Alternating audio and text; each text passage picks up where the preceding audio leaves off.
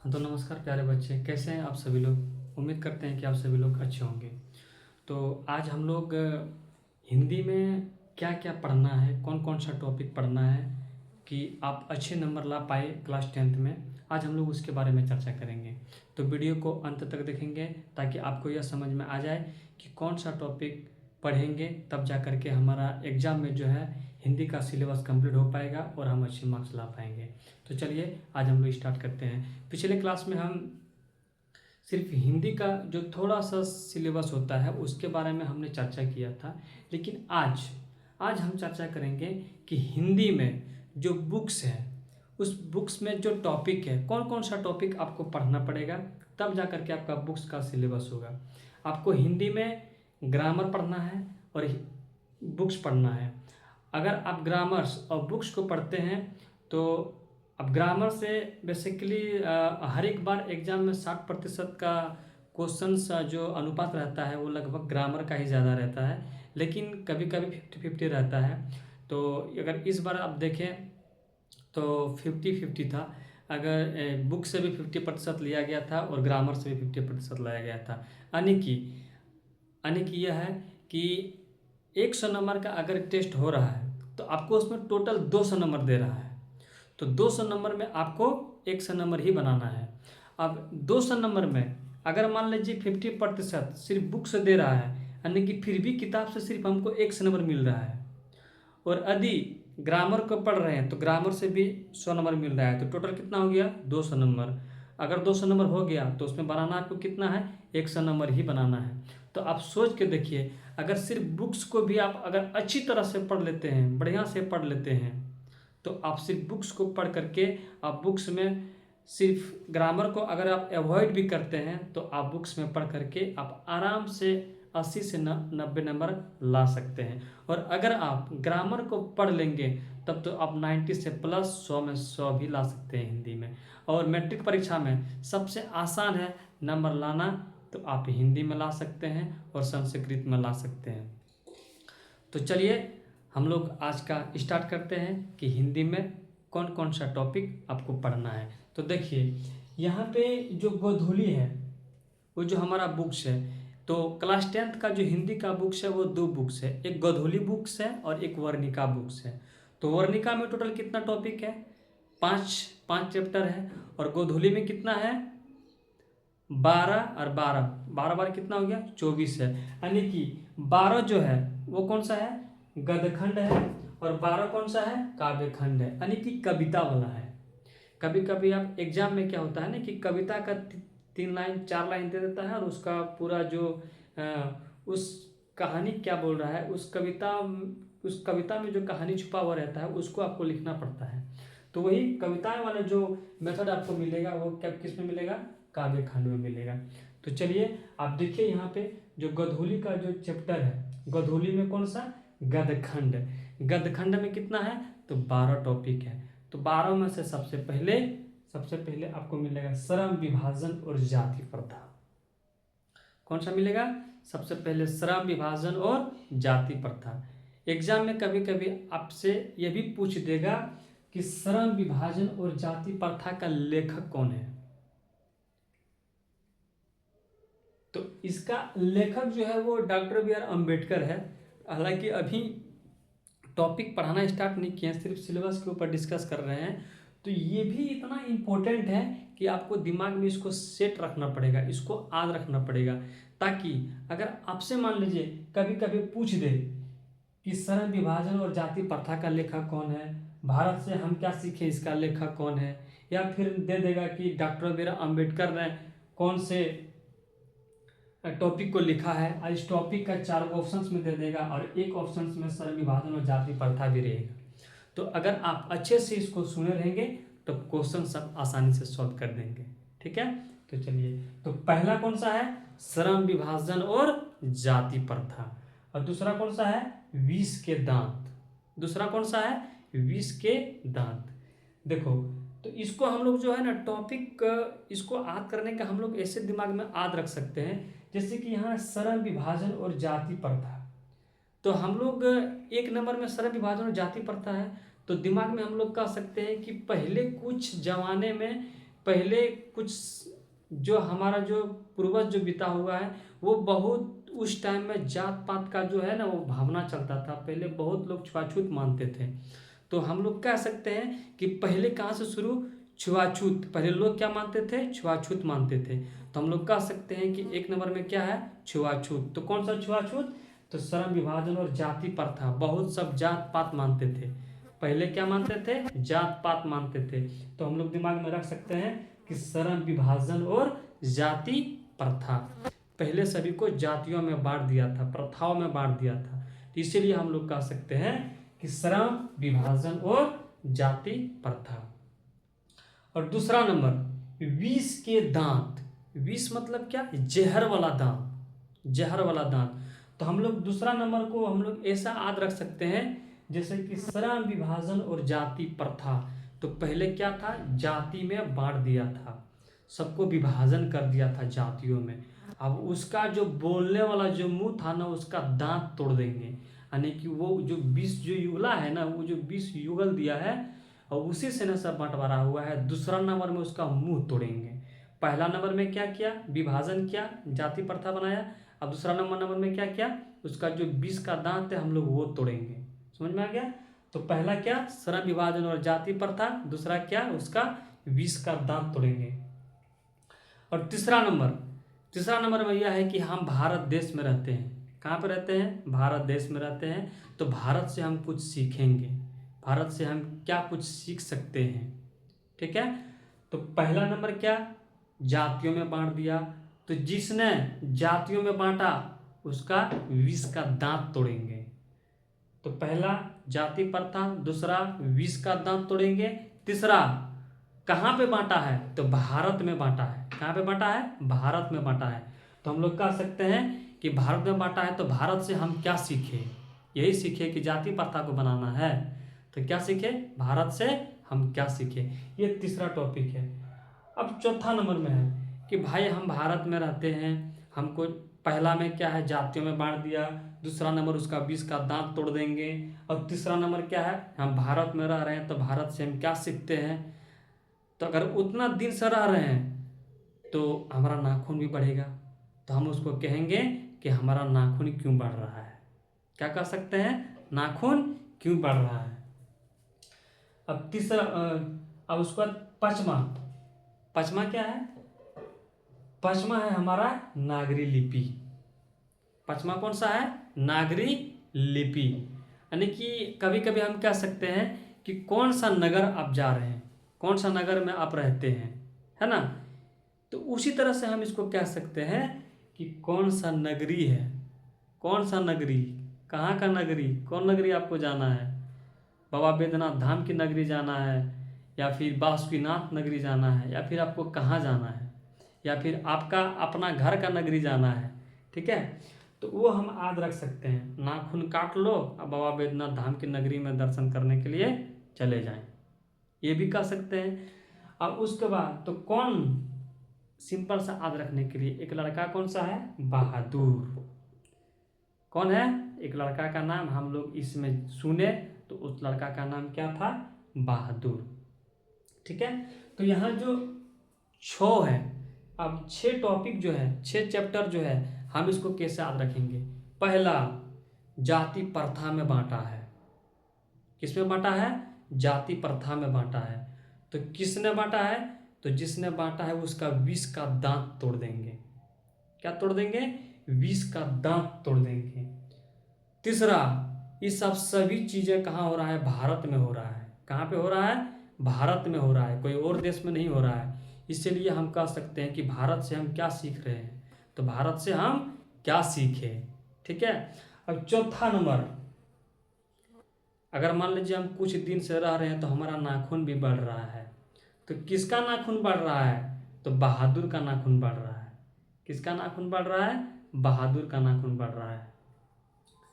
नहीं सॉरी, यहाँ पे क्या है, 5वां नंबर में क्या था, नागरी लिपि। नाखून क्यों बढ़ते हैं, तो भाई नाखून जो बढ़ रहा है वो कौन सा नगर में नाखून बढ़ रहा है, चलो उस नगर में खोजते हैं।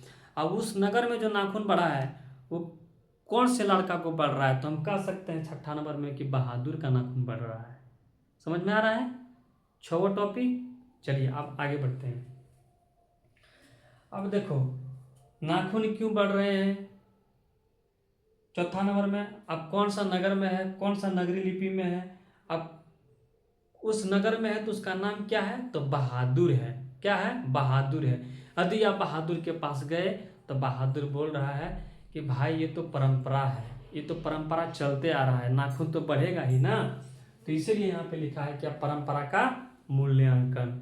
अब काउंटिंग करके देख लें, अब सब जगह पूछ करके देख लीजिए, नाखून हर एक जगह बढ़ रहा है। तो जब बहादुर के पास गया तो उन्होंने क्या कहा कि यह परंपरा है, तो हम लोग कह सकते हैं परंपरा का मूल्यांकन।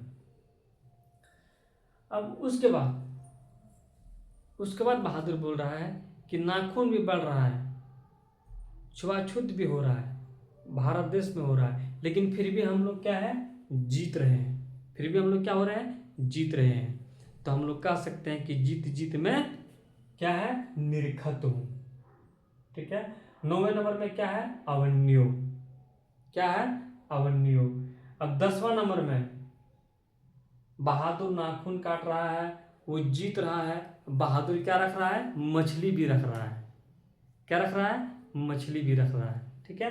तो 10वां नंबर में क्या रख रहा है, मछली। अब उसके बाद क्या है, नौबत खाने में इबादत। क्या चीज, नौबत खाने में इबादत।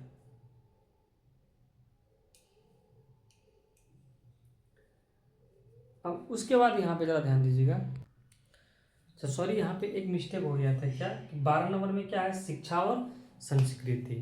तो एक बार इसको रिपीट आप सुन लीजिए कि ये जो गधोली में जो गद खंड है, इस गद खंड का जो टॉपिक है आप कैसे उसको याद रखेंगे, कैसे उसको याद रखेंगे।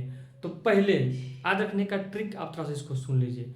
तो पहले क्या था, पहले बहुत जात पात में सबको बांट दिया था, सबको विभाजन कर दिया था।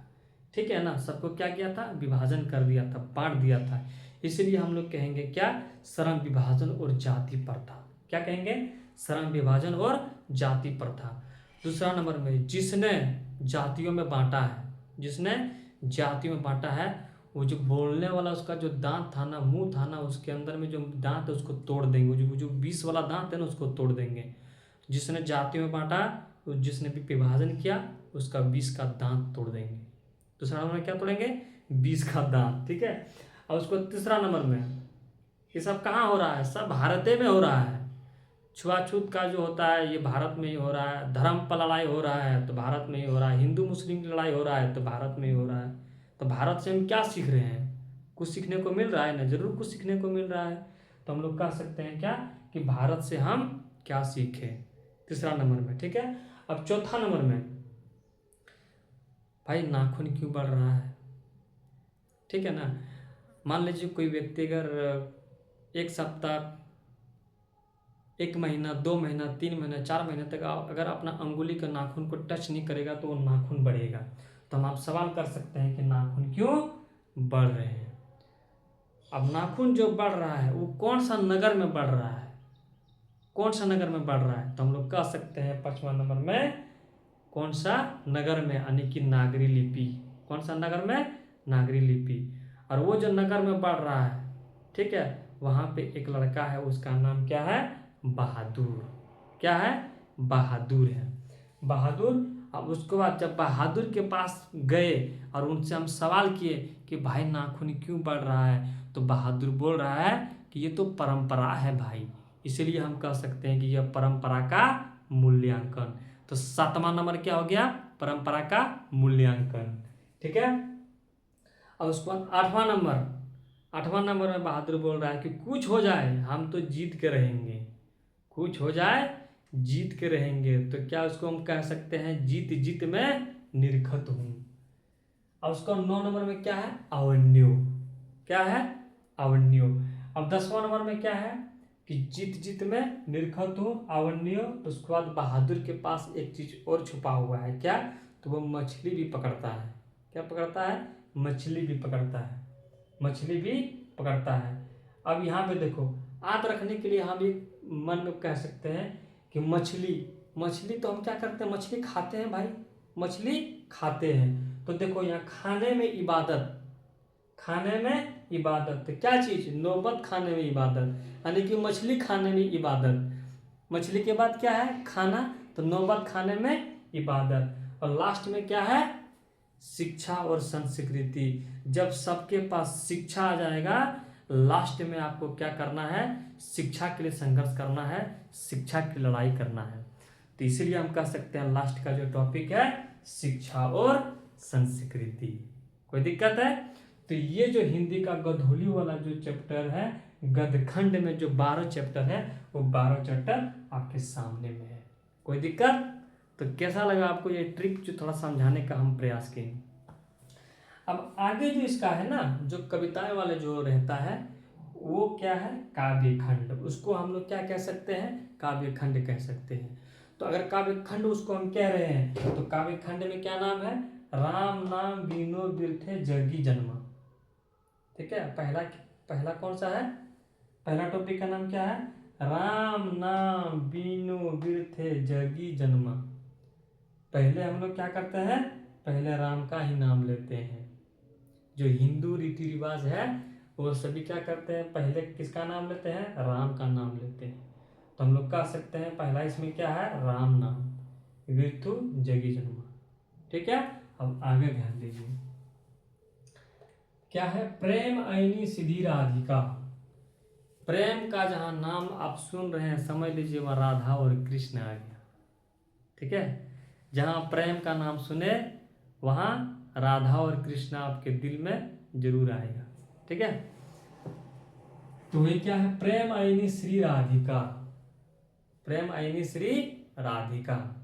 पहले हम लोग क्या करते हैं? भगवान श्री राम का नाम लेते हैं। दूसरा, सब उनसे प्यार करते हैं। जहां प्यार का नाम आया वहां श्री राधिका का नाम जरूर आएगा, इसलिए प्रेम आईनी श्री राधिका।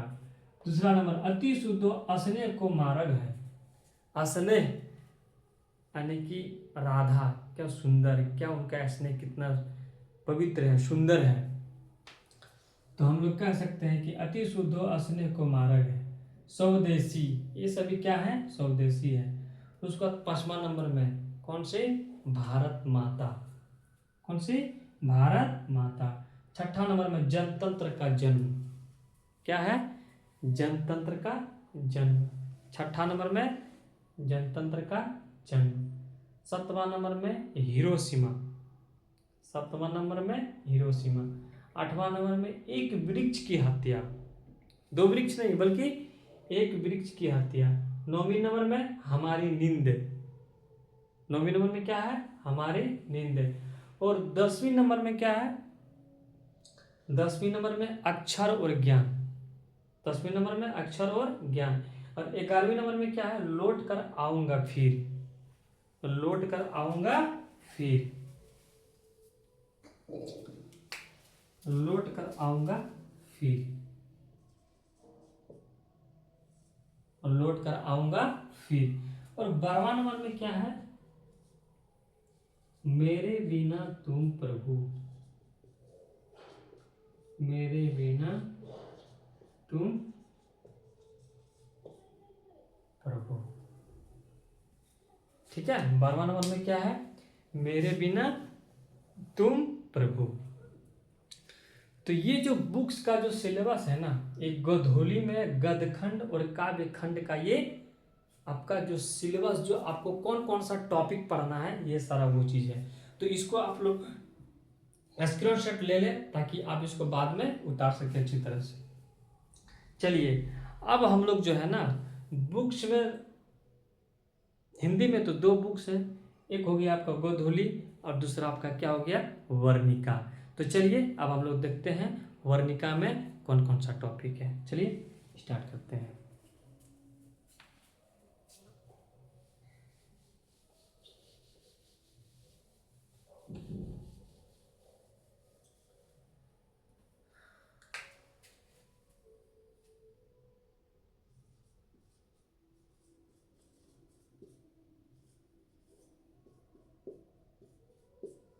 वर्णिका। वर्णिका में सबसे पहले क्या है? दही वाली मगम्मा।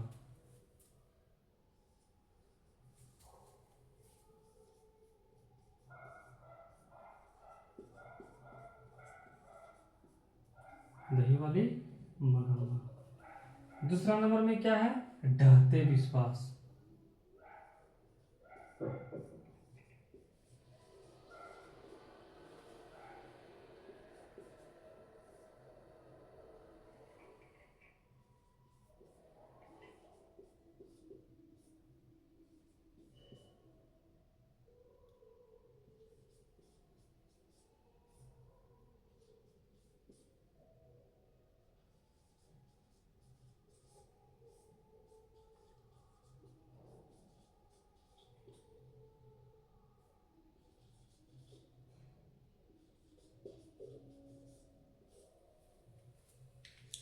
देखिए, ये जो आपका है ना वर्णिका का, ये क्या है? वर्णिका का ये टॉपिक है, यानी कि आप वर्णिका अगर बुक्स पढ़ेंगे तो उसमें आपको टोटल कितना टॉपिक पढ़ना है? तो 5 टॉपिक पढ़ना है। कितना? 5 टॉपिक। देखिए, अब 5 टॉपिक में पहला क्या? दही वाली मगम्मा। दूसरा क्या है? ढाते विश्वास। उसके बाद क्या है? माँ, नगर, धरती कब तक घूमेगी। हम लोग इसको ना ऐसे ट्रिक में याद रख सकते हैं। किस तरह से? तो चलिए आप सुनिए। हम कह सकते हैं कि दही वाली मगम्मा, दही रोज रोज लेकर के जाना है। दही को रोज रोज लेकर के जाना है, या नहीं तो रोज आपको दही खाना है। दोनों में से किसी एक को आप याद रख सकते हैं। रोज आपको दही खाना है, ठीक है। एक मगम्मा जो है वो रोज दही लेकर के आती है दही बेचने के लिए, ठीक है। अब दूसरा, इसको याद रखने के लिए हम ऐसा कहते हैं, दही। अब भाई मान लीजिए तो दही लेकर के मगम्मा आ रही है, उसका सब पेशवे रख लेता है, पैसा कोई टाइम पे देवे नहीं करता है। तो जो दही दे रहा है ना, तो उसका विश्वास धीरे धीरे खत्म होने लगा। विश्वास क्या होने लगा? खत्म होने लगा। विश्वास टूट गया। ढहते विश्वास। विश्वास क्या हुआ? ढह गया पूरा। पैसा कोई टाइम पे देवे नहीं करता है। तो हम लोग कह सकते हैं कि दही वाली जो मगम्मा आती है उसका विश्वास ढह गया। ढहते विश्वास, टाइम पे कोई पेशवे नहीं दे रहा है। अब जब वो घर में जाकर के माँ से कह रही है ये सब बात कि माँ हम रोज दही लेकर के जा रहे हैं, विश्वास से खत्म हो रहा है, कोई पेशवे नहीं दे रहा है। तो ये सब कहाँ इस तरह कर रहा है? तो सब नगर में यही हाल है। सब नगर में यही हाल है। सब नगर में क्या है? यही हाल है कि सब पैसे बाकी रख लेता है। माँ जी कैसे काम चलेगा, ठीक है। अब क्या है, ये कब तक घूमते रहेगा? ये जो परंपरा है ये कब तक चलते रहेगा? ये धरती पे ये कब तक घूमते रहेगा? तो हम कह सकते हैं कि धरती कब तक घूमेगी, ठीक है। तो ये जो हमारा सिलेबस था, क्लास 10th का बुक्स का जो सिलेबस था, बस आपको इतना ही टॉपिक पढ़ना है। तो टोटल जो टॉपिक आपको कुल मिला के हुआ 12 दूना 24 और 5 कितना हो गया? 29 टॉपिक हो गया। अब 29 टॉपिक जो है हम लोग प्रयास करेंगे कि 30 से 35 दिन के अंदर इसको कम से कम कहानी समझ करके और इसको हम लोग ख़त्म करें। और इससे पहले या कुछ समय भी लग सकता है, लेकिन इसको जितना जल्दी हो सकता है हम लोग ख़त्म करने का प्रयास करेंगे। तो चलिए आज का वीडियो यहीं तक। अगर आपको ये वीडियो अच्छा लगा हो तो प्लीज़ आप इसको सब्सक्राइब जरूर कर लेंगे और वीडियो अपने दोस्तों के साथ भी शेयर कर देंगे। तो चलिए मिलते हैं अगले वीडियो में। धन्यवाद।